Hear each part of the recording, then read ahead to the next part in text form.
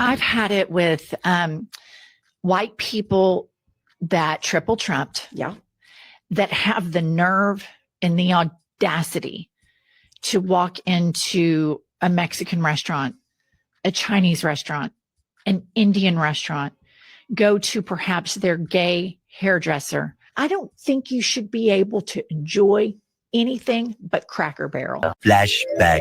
There are many whites who are trying to solve the problem, but you never see them going under the label of liberals. That white person that you see calling himself a liberal is the most dangerous thing in the entire Western Hemisphere. He's the most deceitful. He ain't lying.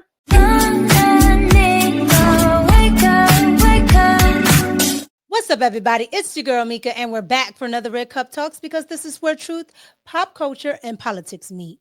So I want to come on and talk about something that I don't think gets talked about enough, okay? When we talk about racism and we talk about Donald Trump and how minorities don't really vote for the Republicans, what we don't really talk about is the white liberal. Now, the white liberal pretends to be a friend of minorities, preferably Black people. However, the white liberal has never been for minorities. Now, most minorities, preferably Black people, will bring up, oh, the liberals were here for civil rights, when that's absolutely wrong. That's just not the case, because the Republicans, yes, the Republicans were the ones that put up the civil rights bill. And guess who decided that they were going to filibuster it? Yes, you got it right. White liberals. Now, fast forward to 2025, you have white liberals out here saying that Donald Trump is a racist. They stoke all of these protests, okay? White liberals are the ones who support Antifa. White liberals like George Soros are the people that support people like Ratchet Crockett, aka Jasmine Crockett. White liberals are even the ones that are sitting here talking about, yeah, let the illegals come, because who's going to pick our crops? Yeah, who's going to pick the cotton? That's liberals. However, it has gotten to a whole nother level with white liberals with this DC takeover. And when Donald Trump said that not only he was taking over DC, he's thinking about other cities that happen to have a Black population and a Black mayor running it.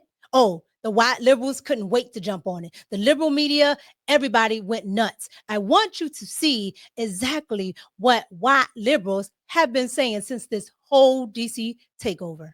Watch. It's absurd. And, you know, if his mouth is moving, he's lying, one of those things. So, I mean, it's all distraction. I'm really scared for my neighbors. Actions like Trump's and words like Trump's are indicative of like an overwhelming fear of people who are different from you. And I think that like with that fear of people being different from you is usually you not putting a lot of effort into getting to know the people around you and getting to know your neighbors. And I think that's evidenced by the fact that it's so easy to say, oh, call in the National Guard or call in all of these agencies to police a neighborhood of people who have just as much of a right to be here as anyone else. And that fear is a disconnect between someone who's living there and people who are living like right down the street from you. I think you can see that the mayor has established as well these new juvenile curfew enforcement zones, and they're primarily in Black and brown neighborhoods, right? And so both from the mayor's standpoint and the Trump's standpoint, this is about race. I've lived here a long time. I feel safe, right? Like, this is a safe city. It's taking federal control of the police, and that's just not okay. I feel like these are the sorts of things that you start to see in dictatorships and in really, in regimes that want to consolidate power. This is the nation's capital, and we have home rule for a reason. We should be a state, but we're not. So, like, get the out of here. Okay, so you guys just saw that. You saw all of those white liberals sitting there saying, oh, well, this is safe. DC is so safe. I feel safe. And, you don't know your neighbor. And they're going to send all the police into Black and brown communities here in DC. And it's all about race. No, it's actually not about race. Okay. And since they want to talk about brown and Black communities are affected the most by the crime. Okay. DC is a majority Black city. So that means that the victims and the criminals usually are Black. That's just how the statistics work when the population is majority one thing. However, I want to show you now what Black people, actual Black people, not white liberals, but Black. And maybe some of them are even liberal because they live in DC, Baltimore, things like that. I want to show you what they thought of Donald Trump's takeover of Washington, D.C. and what Black people really think. Watch. We need all the protection that we can get in the city because the city is really getting dangerous. A person like me at this age, I has to make sure to come home before sundown. I'm not the one to condone breaking the law when you can get caught. However, I do think now is not the time to be no suck ass pussy. And this is for all the people that like to break the law, that like to rob people, that like to shoot people, that like to murder people. Now is your time to resist in DC. What I'm seeing across the board is insane for me to see in my city. It's insane. I want y'all to harass the people that are harassing y'all versus regular citizens, versus the people that go to work every day, versus the people who keep the economy in our area going every day. I want y'all to run these police up out of here and terrorize them the same way y'all terrorize the citizens of your city. Down the city is quiet as a church mouse, young. I came all the way down Pennsylvania Avenue this morning. So peaceful, young. I don't smell no weed, young. I don't see no homeless people. I mean, I came all the way through the southeast side, all the way down here. You can see now I'm at the White House, jump, man. It's quiet, young. It's a shame that it takes somebody to have to sit in your classroom in order for you to be in order, yeah. Because that's what it feels like, yeah. You gotta be babysitter to do your job, yeah. Stuff been out of control for years. You gotta do better, yeah.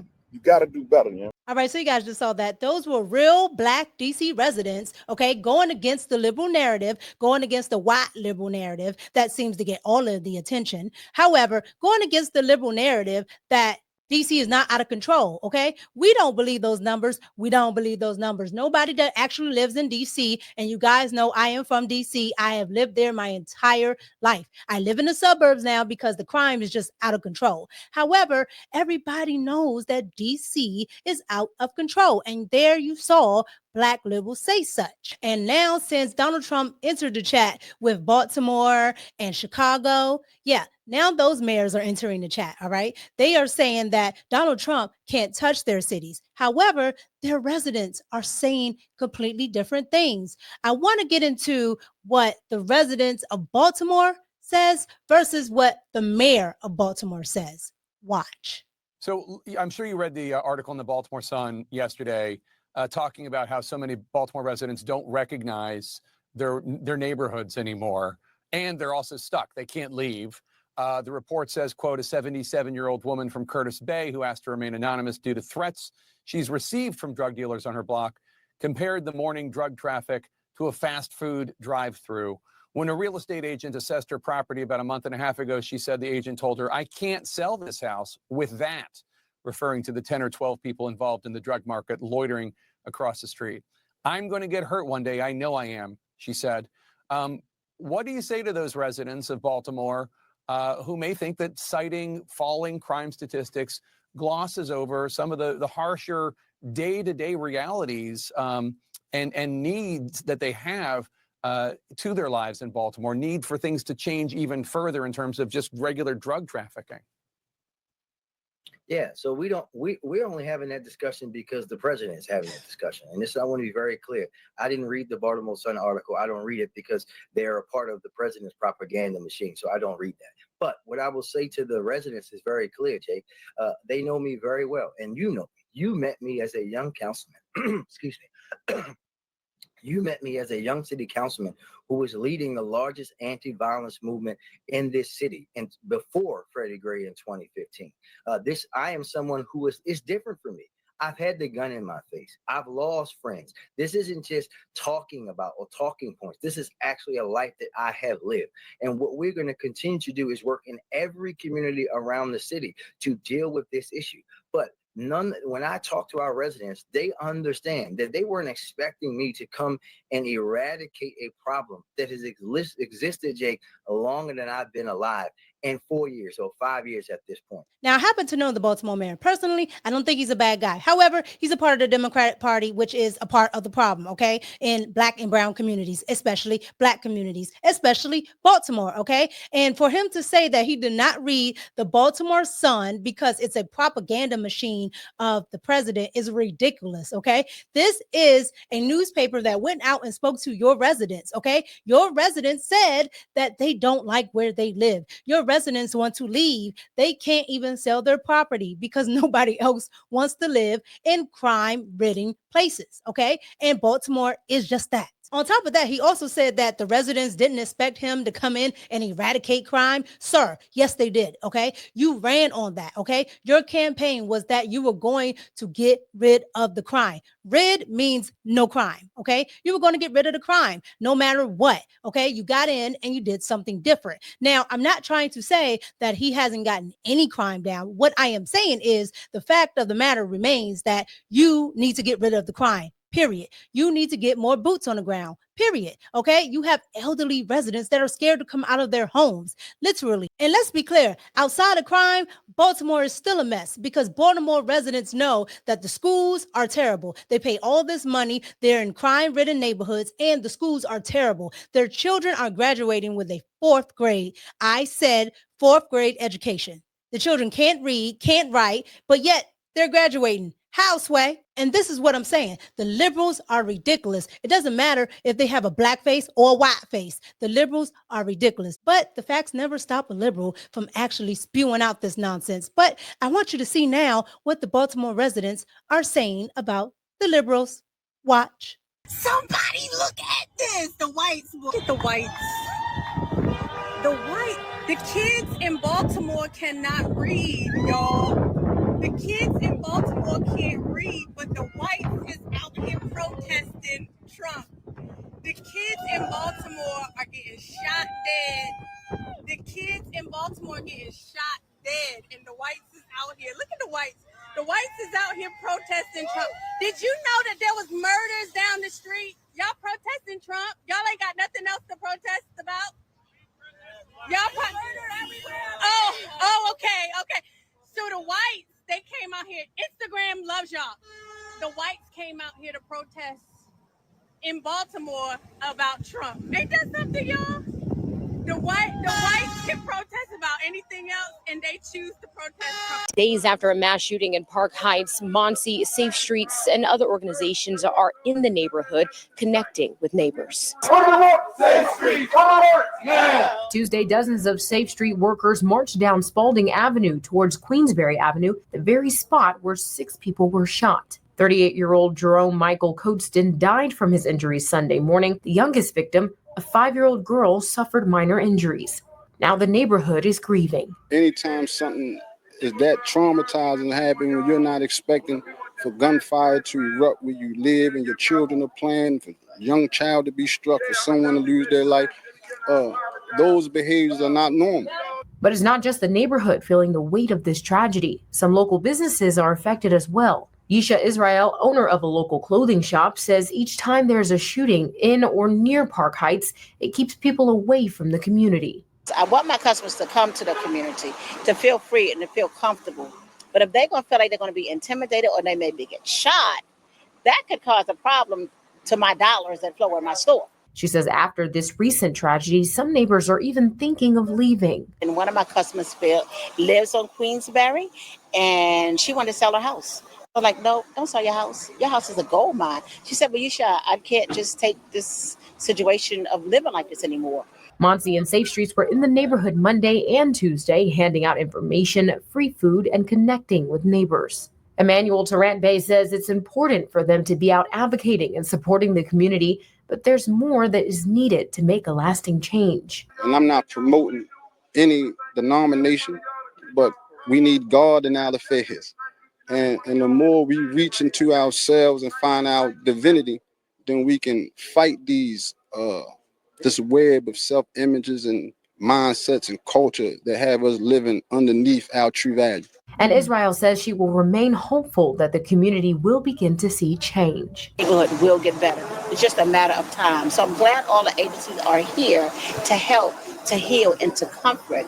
So far, no arrests have been made, and Metro Crime Stoppers is offering a reward for information related to the mass shooting. What's crazy about all of this is Baltimore, okay? The first video where you saw the lady going down and you saw the white liberals standing on the road, okay, on the highways, on the bridges, things like that. They're protesting against Donald Trump when they should be protesting on how the city spends its money and on how the governor, Westmore, another black person, right, spends the state's money, okay? We are in a deficit. When we had a Republican governor, we were in a surplus of $3 billion. Now we're in a deficit of $2 billion. I wonder why. It's always the liberals, the Democrats, whatever you want to call them. They're always the problem, okay? And the white liberals don't do nothing but exacerbate it. Everybody knows that Maryland is one of those gerrymandered states that the Democrats don't like to talk about, that only have 8 seats, but yet 7 of them belong to Democrats. Only 1 belongs to a Republican. So this is literally a Democrat-ran state, okay, on every type of level. Yeah. They don't like to talk about that, but that is the reason why you see things like this, because you have it one way, one party. So technically, people are getting exactly what they voted for. And it's sad because they should know better. Now, last but not least, I want to get into the worst one of them all, which is, to me, Chicago, okay? Chicago is the worst, okay? And I do mean the worst. A black mayor, it's a black city. And when I tell you the rates that people get shot, the rates that people are homeless, I mean, all of that, they're going broke. Okay, the city doesn't have enough money to support the schools that teach black kids, but yet they have enough money to go and support illegal immigrants. Okay, they're giving them billions, they're giving them housing. When I tell you, you get what you vote for. I don't know why black people want to keep voting for these liberals, keep believing these white liberals who put these black leaders in place as a black face. However, they keep doing it and they keep getting the same results, which is the reason why you have Chicago turn red. All right. I want you to see what Brandon Johnson had to say about Donald Trump. And then I want you to see what the residents have to say about Brandon Johnson. Watch. President Trump said that you were incompetent, called you an incompetent mayor, called you an incompetent man. Just address this. 1,000+ violent teenagers rampaged through your neighborhood, your adopted neighborhood of Austin, that you and your wife Stacey came from Elgin, and assaulted police officers, multiple shootings. Right, a woman question. was shot in the back multiple times, who sadly passed. William. My question to you is simply this. Do you, your neighbors in Austin do contact me and they tell me that they don't feel threatened by my questions. They feel threatened by your anti-curfew policies that are leading to these out of control, violent teenagers murdering people. Thanks, man. All right. What do you say to your neighbors? What do you say to those neighbors in Austin who feel threatened by your policies? Thank you for staying awake during our presentation. Wow. I know you have worked hard to get the necessary help that's needed. And whatever condition in which that you are dealing with, I'm glad that you are getting some help. So that means a lot to me. Honestly, your answer to your neighbors who have been, a neighbor of yours was shot in the back. Yeah, and so we are addressing community safety. That's my top priority, and we will continue to do that. Do Thank you have you. a follow-up? Thank you, William. All right. We're going to go to Justin here. All right. Thank you. Thank you. Thank you. Let's move on, please. All right. Thank you, William. Who is not keeping the people of Chicago safe. All right. We're going to go to the next question. Thanks. They always do this at Mayor Johnson's press conferences, okay? Especially with this reporter, because this reporter stays on his neck. And he always asks all the pertinent questions that people want to know. Black residents not feeling safe. They don't want to say it. That's why they keep taking away that man's mic.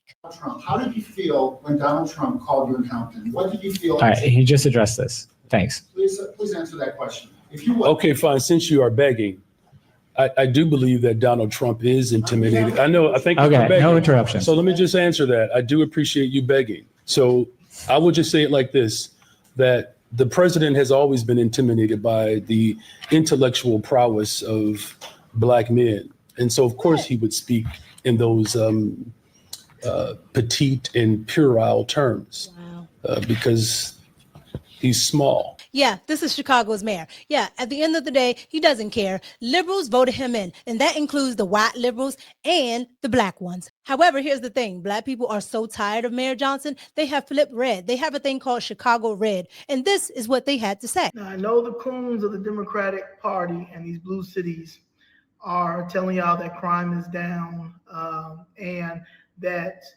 Trump is a very big threat to democracy and he's taking Medicare and food stamps away.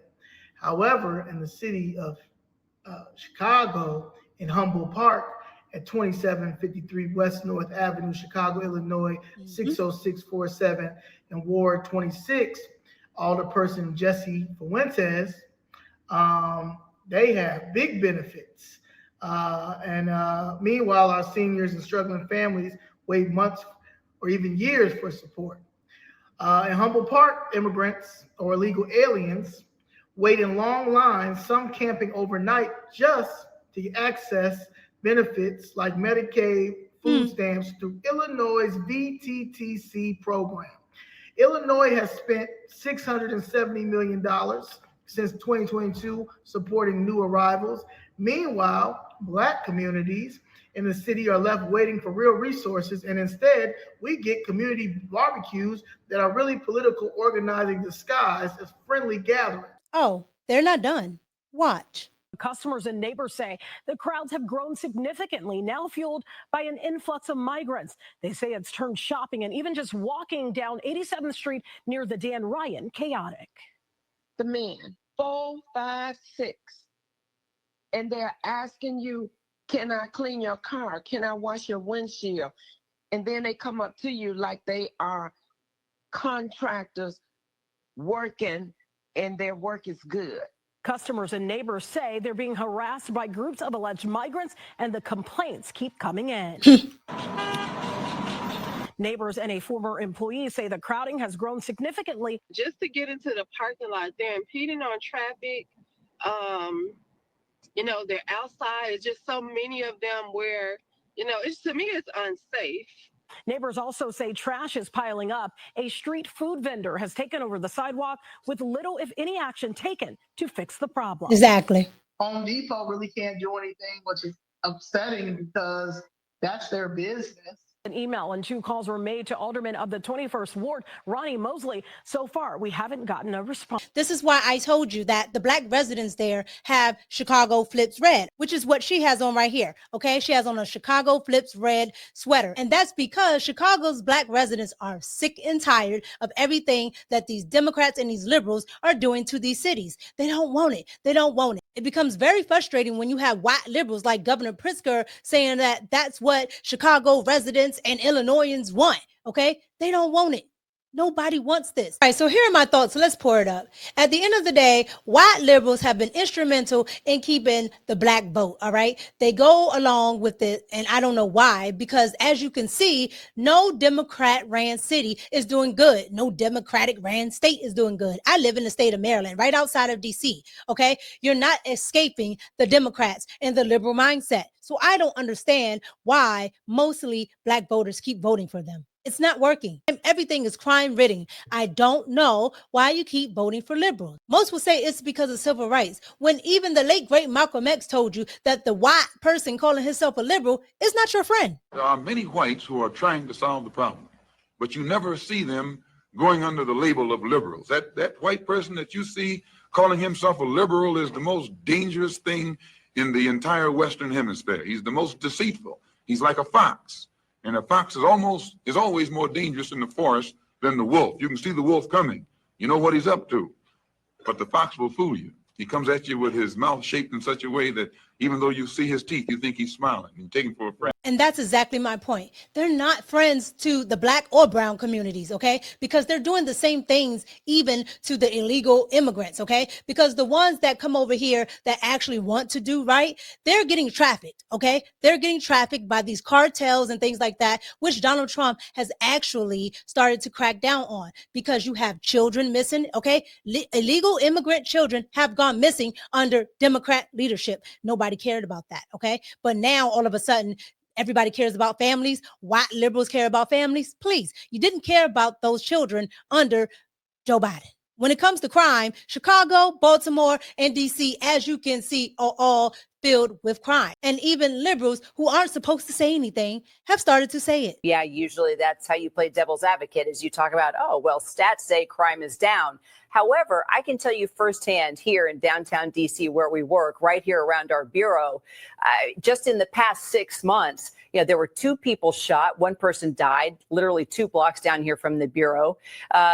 It was within the last 2 years that I actually was jumped walking just 2 blocks down from here. And then just this morning, one of my coworkers said her car was stolen a block away from the bureau. So we can talk about the numbers going down, but crime is happening every single day because we're all experiencing it firsthand while working and living down here. Yeah, and I don't even know if that reporter actually know that she did this, but they play devil's advocate. They go and say the exact opposite of what Donald Trump says. Yeah, Donald Trump says the crime is up. They say, well, the numbers say she admitted it. All right. The liberal reporter on ABC admitted it. And then she had to admit that the city is riddled with crime. Okay. White liberals are experiencing this at a high rate. They just don't want to say anything because they've already said that anybody that says anything about this crime in these black cities are racist. So of course they don't want to be racist. Like, you can't make this stuff up. All those white liberals against Donald Trump, just ask them one quick question. Do they want that crime in their areas? Like Georgetown or such? And the answer would be no. And then go ahead and ask if they want police presence. They will tell you yes. And then go ahead and ask, why is it wrong for those liberal black communities to have it? And that's because they don't deem you the same. And they just want to fight with Donald Trump.